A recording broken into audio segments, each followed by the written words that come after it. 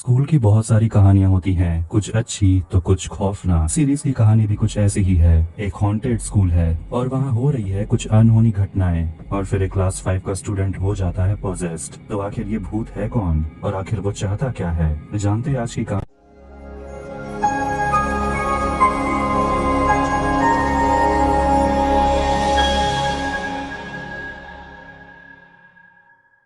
Prime video पे release हुई एक हॉरर सीरीज अधूरा। एपिसोड 1 की शुरुआत में हमें ऊटी का नीलगिरी वैली स्कूल दिखाया जाता है और ये समय है नवंबर 2022 का। स्कूल के हिंदी टीचर चंद्र प्रकाश डीन व्यास के घर पर जाते हैं, लेकिन प्रिंसिपल यानी कि डीन व्यास दरवाजा खोल ही नहीं रहे। अंदर से जोर जोर की आवाजें आ रही होती है और चंद्र प्रकाश देखते हैं कि पीछे का दरवाजा खुला हुआ है, जो वो बाद में बंद कर देते हैं। फिर वो मिट्टी को देखते हैं और देखकर ऐसा लगता है कि जैसे किसी को घसीटा गया है। वो सामने टॉर्च गिरा हुआ देखते हैं। फिर वही पीछे का दरवाजा अपने आप खुल जाता है और अंदर बिल्कुल अंधेरा। उसे अंदर कुछ तो दिखता है जिसे देखकर वो बहुत डर जाता है और वो फटाफट स्टाफ रूम में पहुंचता है और दूसरे टीचर्स पूछते हैं कि हुआ क्या है, ऐसा लग रहा है कि जैसे आपने कोई भूत देख लिया। जिस पर चंद्र प्रकाश कहते हैं कि डीन व्यास नहीं रहे। अब कहानी जाती है 3 महीने के बाद, यानी कि प्रेजेंट डे में। स्कूल के जिस कमरे में जहाँ छाई को देखता है और उसी वक्त वो लड़का वहाँ से गायब हो जाता है। लेकिन ये कोई भूत का काम नहीं है, बल्कि सार्थक और उसके साथ 2 स्टूडेंट्स मिलकर वेदांत को परेशान कर रहे हैं और वो वेदांत को लॉकर में बंद कर देते हैं और पूरी रात के लिए उसे वहीं छोड़ देते हैं। सार्थक वेदांत को डराता है कि प्रिंसिपल का भूत कैंपस में ही भटकता है और अगर तुम्हें वो दिखे तो उनकी आंख में मत देखना। फिर थोड़ी देर के बाद कॉरिडोर में कोई तो आता है और ये देखकर वेदांत उससे मदद मांगने लगता है और कहता है लॉकर खोलो। और वो भयानक आदमी, जो कोई और नहीं बल्कि भूत है, वो वेदांत की आंखों में दिखता है और लॉकर को खोल देता है। अगले दिन स्कूल के नए प्रिंसिपल यानी कि डीन स्वामी वेदांत के मम्मी पापा को समझाने की कोशिश करते हैं कि आपका बेटा यहाँ खुश नहीं है। आप तो अमेरिका में रहते हैं, लेकिन आपको अपने बेटे की भी फिक्र करनी चाहिए। वेदांत यहाँ ठीक से खाता पीता नहीं है, वो काफी डरा सहमा रहता है। उसके पापा तो कुछ सुनना ही नहीं चाहते, वो बस कहते हैं कि पहला साल तो बोर्डिंग स्कूल में थोड़ा सा टफ होता ही है। वेदांत जो प्रिंसिपल ऑफिस के बाहर बैठा हुआ था, अचानक से वो वहाँ से गायब हो जाता है। वेदांत के पापा एक पैम्पलेट देखते हैं जिसमें लिखा हुआ था कि कल से 2007 बैच का रीयूनियन शुरू होने वाला है। वेदांत कॉरिडोर में घूम रहा था, तभी वो उन तीनों शैतान बच्चों को बात करते हुए सुनता है कि आखिर वेदांत लॉकर से बाहर कैसे निकला। वेदांत वहाँ से भाग जाता है और उसे कोई आर्काइव रूम में खींच लेता है। वहाँ उसे 2007 का ईयर बुक मिलता है, जहाँ उस बैच के कई स्टूडेंट में से एक के चेहरे को ब्लैकआउट किया हुआ था। फिर एक डरावनी आवाज वेदांत का नाम पुकारती है, लेकिन वहाँ एडमिन आ जाती है और उसे वापस चलने को कहती है। अब हम अमेरिका के बॉस्टन के कॉलेज में अधिराज नाम के प्रोफेसर से मिलते हैं, जो अमेरिकन स्टूडेंट्स को महाभारत पढ़कर सुना रहा था। फिर वो अपने स्टूडेंट्स को बताता है कि वो नेक्स्ट वीक यहाँ नहीं रहने वाला क्योंकि वो इंडिया जा रहा है। स्टूडेंट्स पूछते हैं कि आप तो कभी छुट्टी लेते नहीं, जरूर कुछ बात है। जिस पर अधिराज बताता है कि वो अपने हाई स्कूल रियूनियन को अटेंड करने के लिए इंडिया जा रहा है। वो 15 साल के बाद इंडिया लौट रहा है। फिर वो दरवाजे के बाहर किसी को खड़ा हुआ दिखता है, लेकिन ये तो उसका स्टूडेंट था जो फोन पर बात कर रहा था। फिर अधिराज को स्कूल की एडमिन मिसेस सिन्हा का फोन आता है और वो उसे बताती है कि हमारा वेलकम प्रोग्राम दोपहर 1 बजे स्टार्ट होने वाला है। अधिराज उनसे पूछता है क्या आपकी नीनाद रमन से बात हुई, जिस पर एडमिन कहती है कि हमारे पास सिर्फ उन लोगों का लिस्ट है जो इंडिया से बाहर रहते हैं। अधिराज घर पर आता है तो वो अपना पैकिंग शुरू कर देता है और यहाँ हम देखते हैं कि उसे एंग्जाइटी है और वो बहुत सारी दवाई भी पैक कर लेता है और वो डॉक्टर से कॉल पर बात करता है और वो कहते हैं कि अगर तुम्हें कोई प्रॉब्लम होती है इंडिया जाकर तो मुझे तुरंत कॉल करना और हमेशा अपने अच्छे मेमोरीज और अपने अच्छे दोस्तों पर फोकस करना। इसके बाद हम 2007 का एक फ्लैशबैक देखते हैं, जहां अधिराज से उसकी गर्लफ्रेंड मालविका काफी नाराज होती है कि वो उसे बिना पूछे अमेरिका के कॉलेज में अप्लाई कर दिया।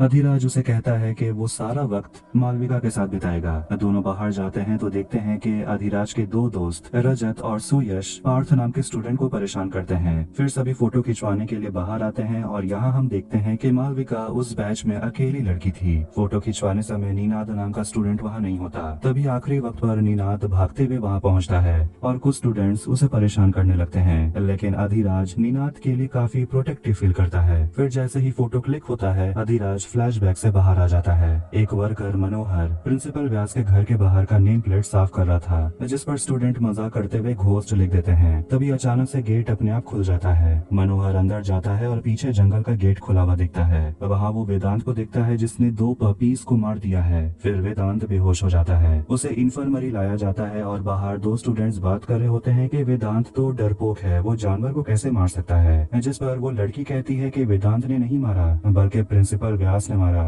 वो मरने के बाद भूत बन गए हैं। फिर वहाँ स्कूल की प्रिंसिपल सुप्रिया आती है और दोनों को क्लास में जाने के लिए कहती है। प्रिंसिपल स्वामी मनोहर को डांटते हैं कि आधी रात में वेदांत कैसे प्रिंसिपल के घर पर चला गया। स्कूल के बच्चे की सेफ्टी तुम्हारी जिम्मेदारी है। लेकिन चंद्र प्रकाश भी बहुत डरा हुआ है और कहता है कि आखिर एक 10 साल का लड़का कैसे 2 पपीज का कत्ल कर सकता है। जिस पर सुप्रिया कहती है कि कम से कम उस लड़के से बात तो कीजिए कि असलियत है क्या। सुप्रिया बात को घुमाते हुए कहती है कि वो बस एक छोटा बच्चा है, उसे हॉस्टल में रहने का मन नहीं लग रहा था, इसलिए वो भागकर जंगल में चला गया होगा। और वैसे भी वो कंस्ट्रक्शन एरिया था और जानवर के ऊपर कुछ गिर गया होगा और वो मर गए। जरूरी नहीं है कि ये वेदांत नहीं किया। प्रिंसिपल इस बात पर सुप्रिया का सपोर्ट करते हैं क्योंकि वो तो वैसे भी स्कूल के रेप्यूटेशन को बचाए रखना चाहता है। और प्रिंसिपल चंद्र प्रकाश से कहते हैं कि कल हमारे लिए बहुत बड़ा दिन है, उस पर फोकस करिए, इन सब बातों को छोड़ दीजिए। प्रिंसिपल स्वामी सुप्रिया से बात करते हैं कि आखिर वेदांत के पेरेंट्स उसे यहाँ से ले क्यों नहीं जाते। वो जबरदस्ती अपने बच्चे को इसी बोर्डिंग स्कूल में पढ़ाना चाहते हैं। सुप्रिया कहती है कि वो पहले वेदांत से बात करना चाहती है। प्रिंसिपल उसे समझा देते हैं कि कल के रियूनियन में वेदांत शामिल नहीं होना चाहिए। चंद्र प्रकाश सुप्रिया से कहते हैं कि जब से प्रिंसिपल व्यास की मौत हुई है तब से स्कूल में कुछ न कुछ बुरा हो रहा है, इसीलिए हवन करवाना जरूरी है। सुप्रिया कहती है कि प्रिंसिपल व्यास को हार्ट अटैक आया था, लेकिन चंद्र प्रकाश को ऐसा नहीं लगता। वो उसे पूछता है कि तुमने कभी किसी को अपने आंखों के सामने मरते हुए देखा है।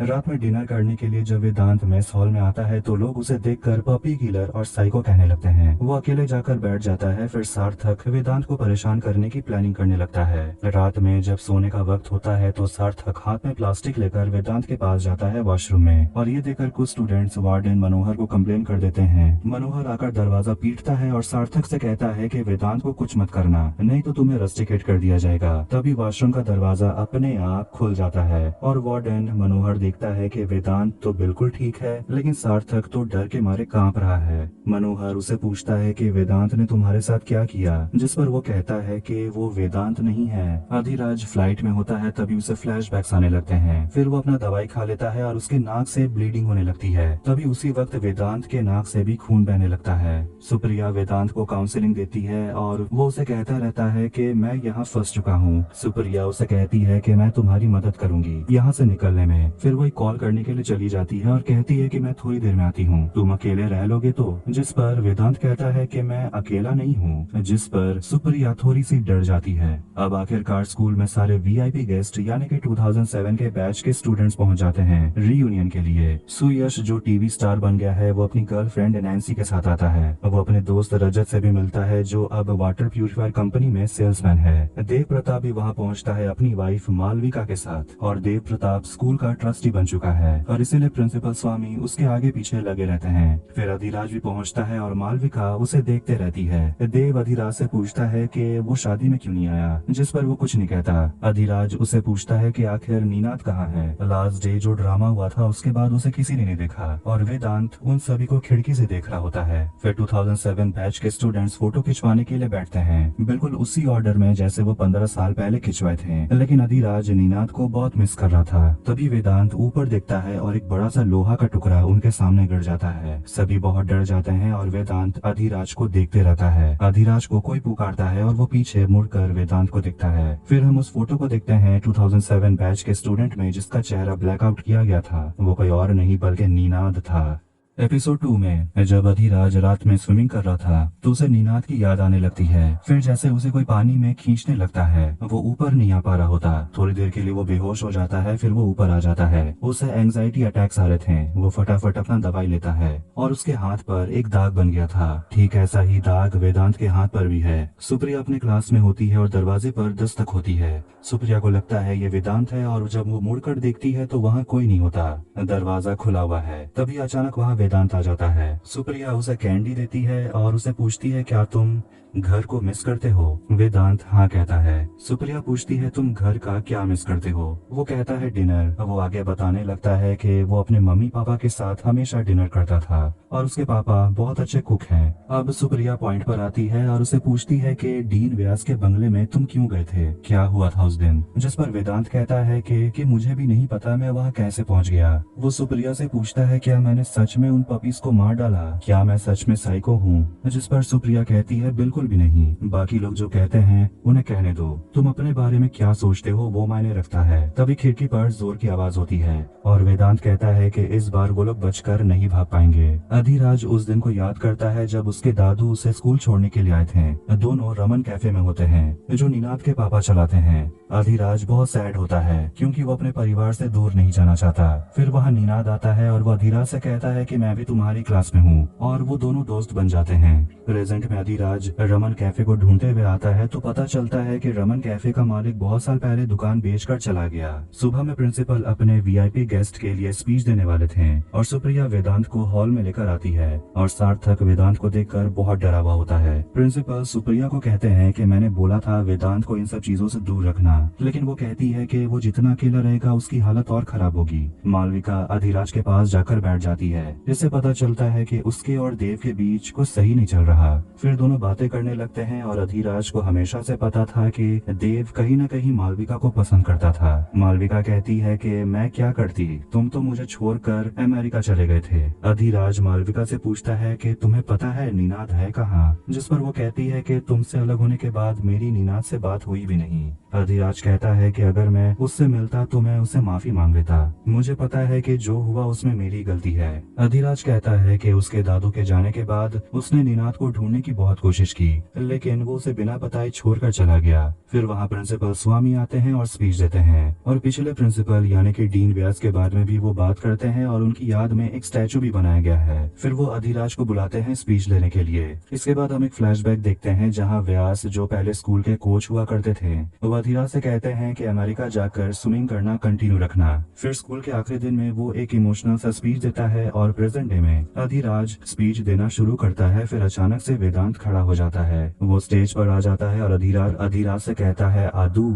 You are back. और अधिराज को आदू सिर्फ निनाद बुलाया करता था। ये देखकर उसे फिर से एंजाइटी अटैक्स आने लगते हैं तो वही नोज ब्लीडिंग के कारण वेदांत बेहोश हो जाता है और डॉक्टर कृष्णन वेदांत को चेक करते हैं और सुप्रिया से कहते हैं कि वेदांत का टेम्परेचर 96 है और वो 2 दिन में 3 बार बेहोश हो गया। जिस पर दोनों समझने की कोशिश करते हैं कि आखिर वेदांत के साथ हो क्या रहा है, क्या उसे स्ट्रेस है। सुप्रिया वेदांत के हाथ में बिल्कुल वैसा ही निशान देखती है जैसा हमने अधिराज के हाथों में देखा था। अधिराज फिर से फ्लैशबैक में चला जाता है जब सुयश और रजत निनाद को पीट रहे होते हैं, वो उसे बुली कर रहे थे तो अधिराज आकर अपने दोस्त को बचाता है। सुयश निनाद के गे होने का मजाक भी उड़ाता है और अधिराज निनाद को समझाता है कि तुम्हें अपने शैडो से बाहर निकलना होगा, लेकिन निनाद के लिए ये इतना आसान नहीं है। अधिराज भी टेंशन में है क्योंकि वो अमेरिका जाना चाहता है। अगर वो चला गया तो उसके दादू का देखभाल कौन करेगा, जिस पर निनाद कहता है कि तेरे दादू का ख्याल मैं रख लूंगा। वेदांत का हालचाल पूछने के लिए अधिराज सुप्रिया से मिलता है जो बताती है कि वो ठीक है, वो आराम कर रहा है। वो उसे बताती है कि वेदांत को कभी कभार ब्लैकआउट्स होते हैं। तब अधिराज उसे कहता है कि उस लड़के ने मुझे कुछ ऐसा कहा जो सिर्फ मैं जानता हूँ, जिस पर सुप्रिया कहती है कि इसे बार्नम इफेक्ट कहते हैं और साइंटिफिकली इस चीज को समझाकर वो बात को टाल देती है। अब रात में कैंपस पर सारे गेस्ट हंसी मजाक कर रहे होते हैं। तभी नैन्सी कहती है कि मुझे अंदर जाना है, जिस बात को लेकर उसके और सुयश के बीच झगड़ा हो जाता है। नैन्सी वहाँ से चली जाती है। फिर वो सभी बातें करने लगते हैं कि कैसे अधिराज और मालविका का ब्रेकअप हुआ था क्योंकि अधिराज डेट पर नहीं आया था और इस मौके का फायदा देव ने उठा लिया।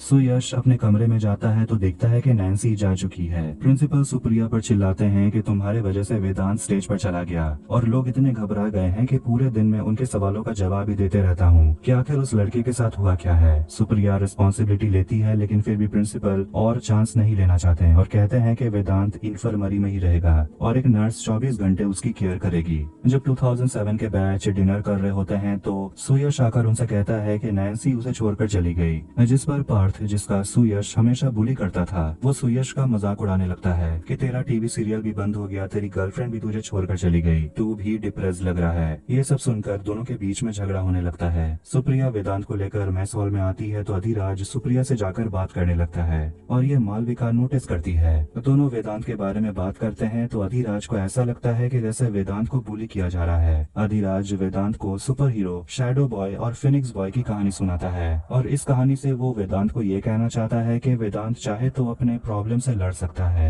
सुप्रिया वेदांत को जाकर सुला देती है, लेकिन फिर जब सभी सो रहे होते हैं तो अधिराज के कमरे का लैंप खुद ब खुद बंद हो जाता है, जो वो हमेशा जला कर रखता है भले ही वो सो रहा हो। उसके कमरे में उसे शैडो बॉय वाला कॉमिक बुक मिलता है जो निनाद का है, और शैडो बॉय अधिराज निनाद को बुलाया करता था। सुयश का बेड जोर जोर से हिलने लगता है, फिर उस पर कोई हमला करता है और सुयश गायब हो जाता है। फिर हम देखते हैं कि वेदांत भी अपने बिस्तर पर नहीं है। फिर वो वापस अपने कमरे में आता है और वो सुप्रिया को घूरने लगता है।